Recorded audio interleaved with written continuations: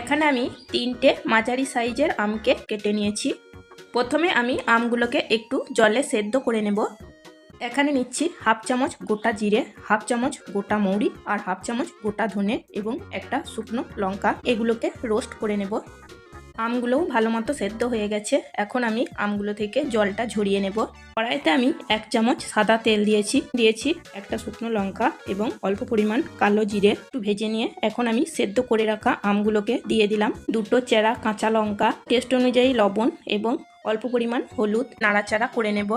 এখন দেব প্রয়োজন মতো গরম জল। এই কাঁচের বাটিটার আমি 1 বাটি চিনি দিয়েছি। চাটনিটা অনেকটা ঘন হয়ে গেছে। এখন আমি যে ভাজা মশলাটা তৈরি করে রেখেছি সেটা দিয়ে দেব। ভাজা মশলাটা একদম পাউডার না বানিয়ে একটু দানা দানা থাকবে সেরকম আমি গুঁড়ো করে নিয়ে এটাতে দিয়ে দিচ্ছি। তৈরি হয়ে গেছে কাঁচা আমের চাটনি।